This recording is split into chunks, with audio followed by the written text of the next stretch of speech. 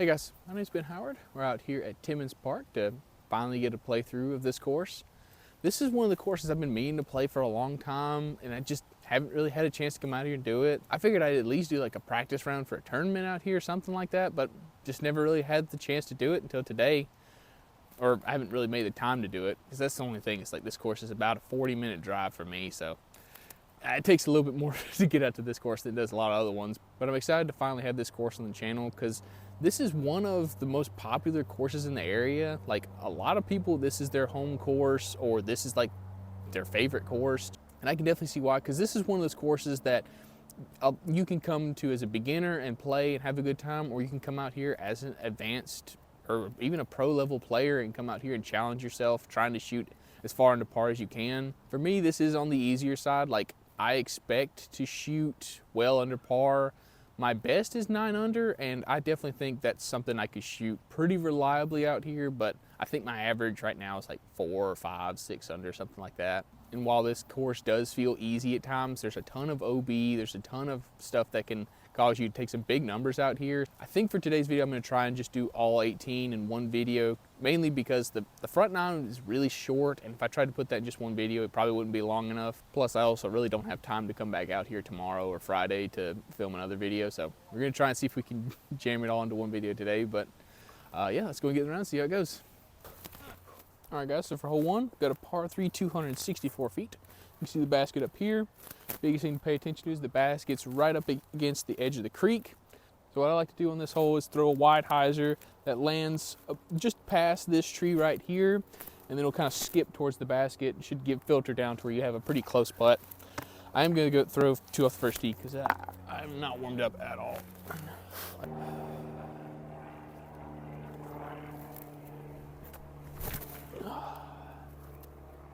That felt pretty good. Oh, did I hit the tree?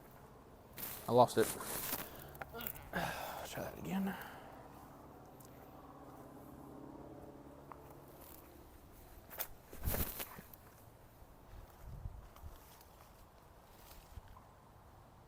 There we go.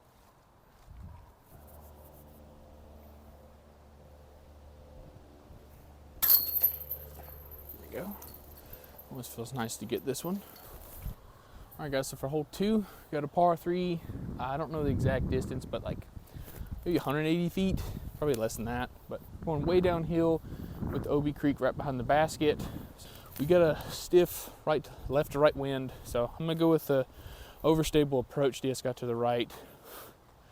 Just trying to get this to land soft. That's the main goal.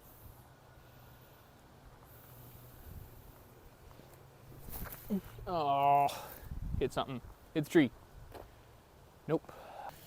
All right, so we went out just in front of this tree, right about here. Not too bad. I gotta make this putt for the side bar.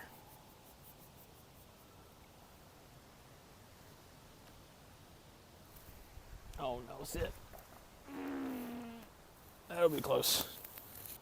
Okay, so somehow that sat right on the edge of the hill before it got to the edge of the creek. Whew, let's see.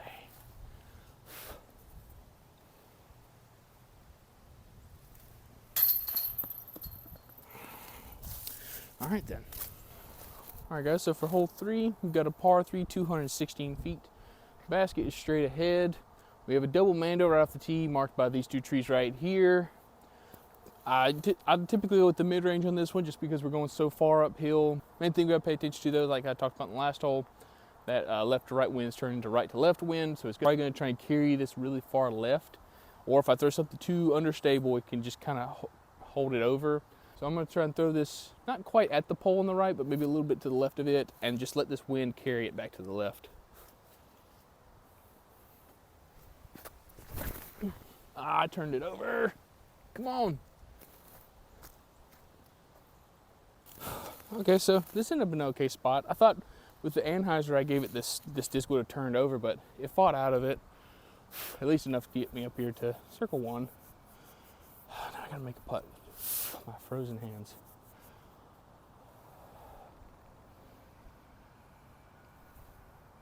Nope.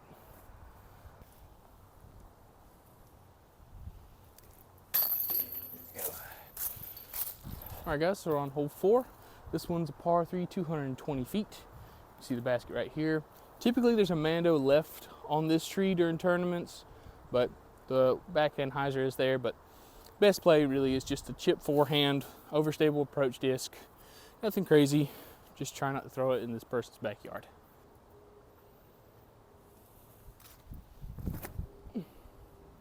Early, but that should be okay. Yeah, hit up on the hill and rolled behind the big tree. Nope. Should have a open like 20-foot putt.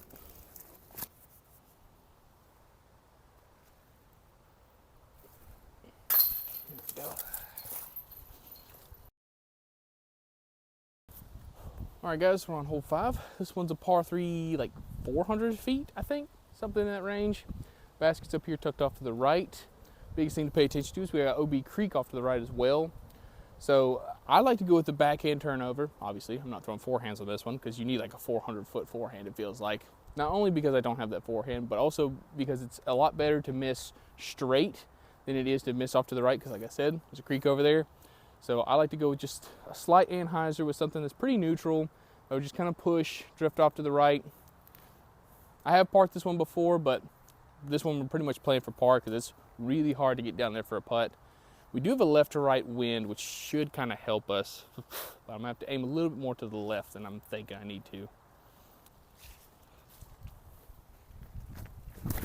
Oh, golly, so early. That's fine.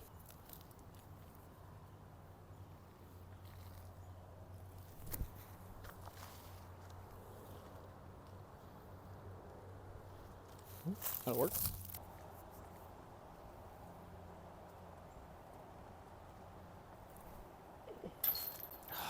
Dang it. All right, guys, we're on hole 6. This one's a par 3, 234 feet. This is also known as the chin diaper hole, as you can clearly tell. On this one, we're just trying to take an overstable mid-range, throw it at these trees, just through the gap, have it finish off to the left, and yeah, hopefully not roll down the hill to the right into the creek.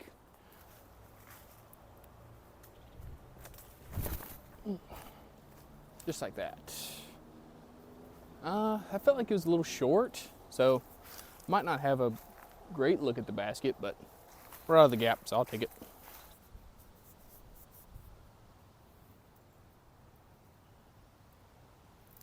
Ooh, there we go.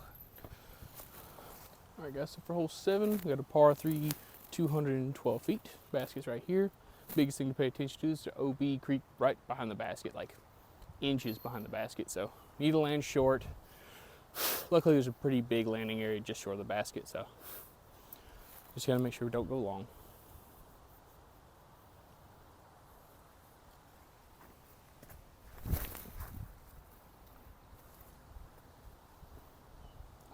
Okay, that's fine.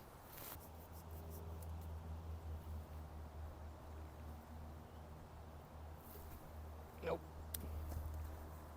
Okay. Whoo, man.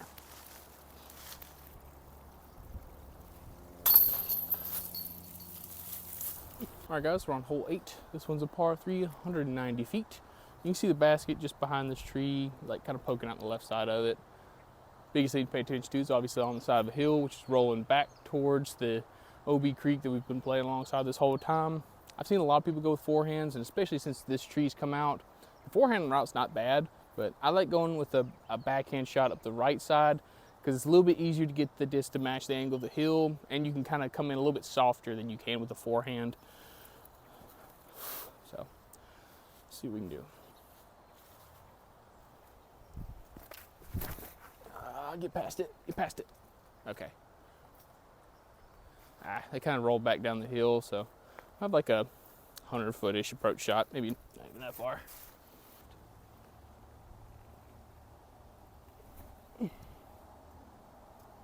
Yep, perfect.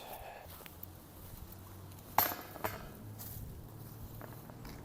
right, guys, we're on hole 9, 179 feet. You can see the basket straight ahead through this gap. I'm not going for that one, even though that is an option. Best play I found is just take a forehand down this left gap, have it finish back to the right. Nothing crazy. Biggest thing to pay attention to though is we do have OB Creek on the left. So if you hit anything at all, at any point, you could just kick out of bounds, or I've even seen people hit roots, roll out of bounds. So you need to be a little bit careful of that, but ultimately you just gotta ignore it and throw the shot you know you need to throw.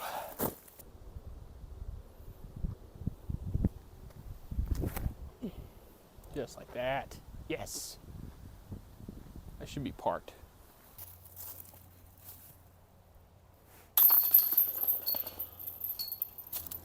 All right, guys, we're on hole 10. Now that we're getting into the back nine, you're gonna see a lot more holes that are close to like 300 foot, even over 300 feet. This is definitely the more difficult section of the course, and you wanna get your birdies on the front nine, which I didn't really do, but this one is a 280 foot par 3. The basket's just past this tree right here. Biggest thing to pay attention to is we got OB Creek on the right still, and as you can tell, the ground is sloping towards that OB Creek, so neither something that's going to land, match the angle of the hill. While the intended gap isn't that bad, you can see right here on the edge of this tree where there's tons of people that have hit this tree. You also got this tree up here on the right that just makes this gap too small for me. So what I like to do is come back to the very back edge of the tee pad, try and plant right here, and go to the left side of this tree. I'm gonna go with the overstable fairway driver, put on a good amount of anhyzer, and just push it up there and try and get like pin high and left of the basket. If I have a putt, that's great, but if not, I'm gonna be laying it up.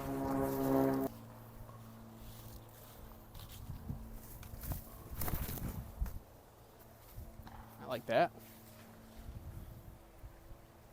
Yep, that's fine.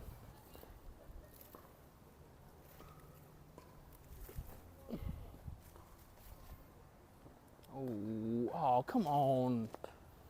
Man. That's the reason I went left side of that tree, so I would kind of get to land flat, but just held over hit root.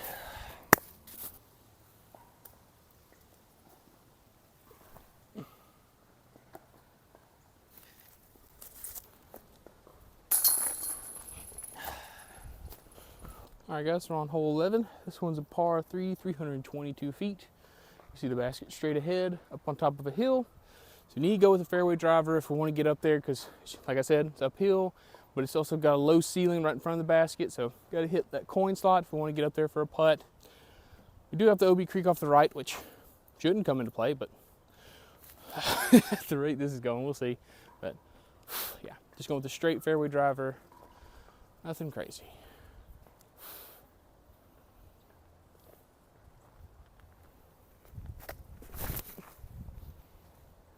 Oh, what a gap hit. Oh, come back. That might have went in the creek still. Dang it. Okay, so yep, we did end up in the creek, sadly, but it's the easy bogey at the very least, so can't be too mad about it, but let's see if we can make a long putt too. That'll work. All right, guys, we're on hole 12. This one's a par 3, 275 feet. Basket's through this gap tucked off to the left. Biggest thing to pay attention to, throwing at the OB Creek again. So you want to throw something on the shot that you know you can't really get to the creek. So I'm gonna go with a really overstable mid-range.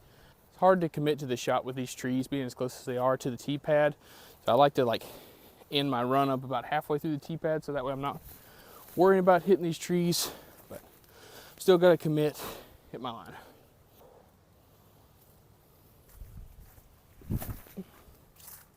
Oh man, that's so close.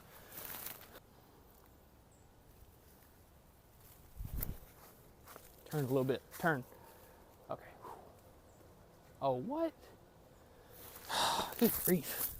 Okay, so typically during the tournament, this would be all marked off as OB, but I said creek, the creek is over there, not over here, so we still got a par putt.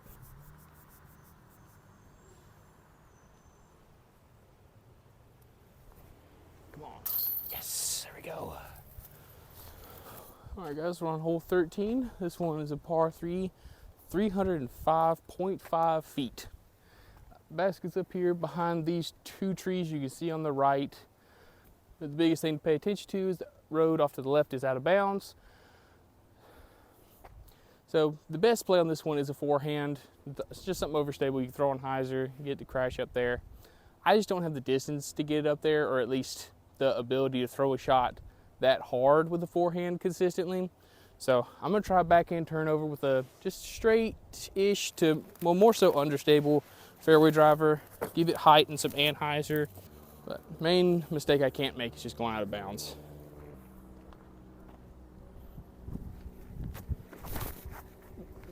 Ah, nope. That's too flippy.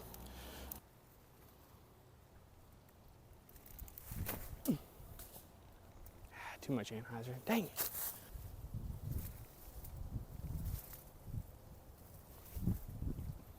Oh, man. All right, guys, so for hole 14, got a par 3, 160 feet. Just right there. Nothing really in the way. You've even got a backstop right behind the basket to ace run it, so let's see what we can do.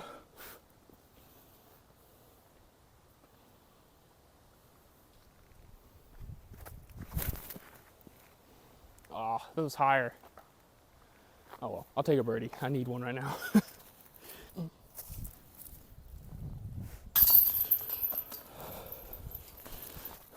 All right, guys, so for hole 15, we got 243 foot par 3. Basket straight ahead on the other side of this hill. Best place, just take an overstable mid-range, throw it out to the right, let it fade back in. But for this one, we really just got to pick out an aiming spot, hit it with the disc, you know, we'll get up there. Nothing too crazy.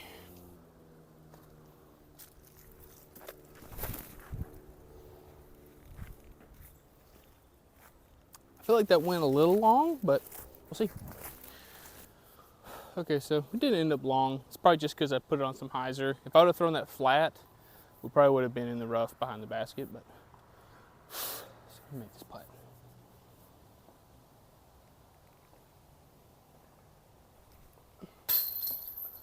Man.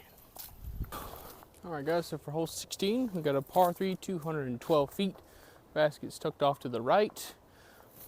Biggest thing to pay attention to is the fairway is sloping from right to left, all the way down, probably a good 100 to 150 feet left of the basket. The forehand's not a bad play, but you're gonna be landing on hyzer into this green, and you're probably gonna roll away. So I like to just go for like a gentle turnover with the backhand, throw something a little flippy so it'll kind of hold it the whole way, and just hope that it kind of flattens out near the end. This might be a little too flippy of a disc for this, but it's about the best I got, so we'll give it a shot.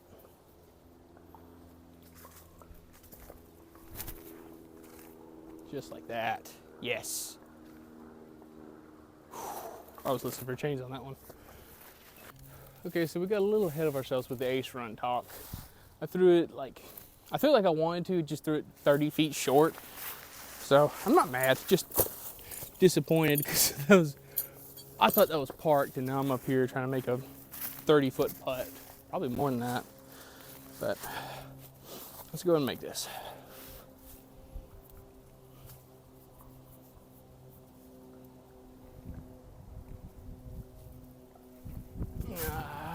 Oh man, so close. All right, guys, we're on hole 17.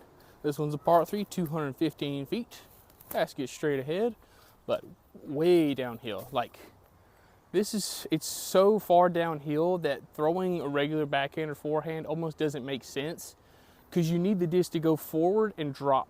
You can't have it finish to the right, finish to the left, nothing that'll let it maintain its height. So like thumber, tomahawk, those make more sense than a regular backhand, but I'm gonna go with the Sonic. I'm just gonna throw it out to the left, let the understability and the glide just kind of drag it back to the right. I don't need to throw it very hard. I really don't even need to throw a run-up. If anything, the run-up's just to kind of help with the timing, but don't need to put a ton of power into this. Just snap my wrist, hit the line.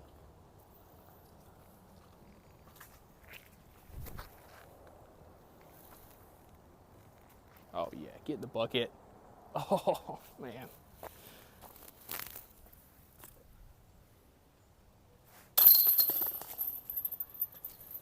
All right, guys, we're on hole 18, final hole of the video. This one's a par 3, 372 feet. Basket's just straight ahead down this tight hallway. Biggest thing to pay attention to, though, is we do have the OB creek on the right still. So biggest thing is you don't want to turn anything over. So ending up in the woods down there is not too bad. So I'm just gonna go with a neutral to kind of flippy distance driver. Try and hang it out to the left, let it drag to the right, and push straight down there to the basket.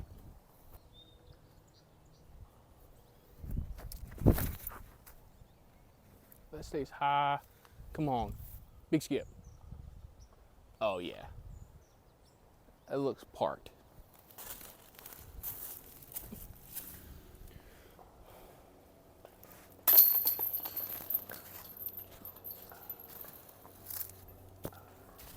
All right, guys, I finished up around out here at Timmons.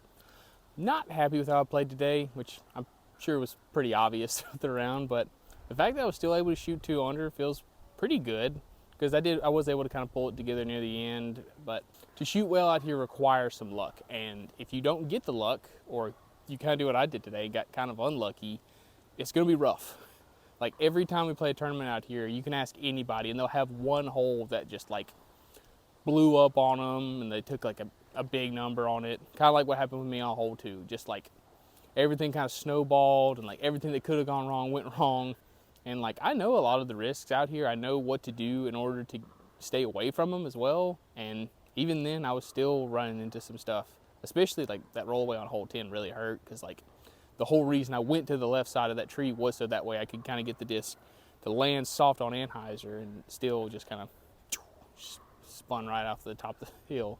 But hopefully you can see what I was talking about at the beginning of the video, where this course is really good for any skill level. Like you could bring somebody out here for their first round ever, and they'd probably have a great time. But I've also seen like pro tour level pros come out here and play, and obviously they're going to shoot like double digits under par, but they'll take bogeys, double bogeys on some of these holes because they're tricky. Yeah, guys, that's pretty much everything. It's actually kind of interesting because I'm pretty sure this is like the last course within like an hour of where I live that I haven't filmed around on. It's kind of cool to think that like I've pretty much hit every course in the area, and it really took me way too long to do this because I should have been out here a lot sooner. But I'm glad I finally did it. And if y'all know of any other courses that are close by, please let me know, because I do want to hit up as many courses as I can. There's still courses up in North Carolina that I want to hit, but a lot of them aren't really in great conditions. So I want to wait a little while on those before I start going up there and do some more videos up there. But yeah, if there's any courses I missed, please let me know. But yeah, guys, thank y'all so much for watching. Please like, subscribe, and y'all have a good one.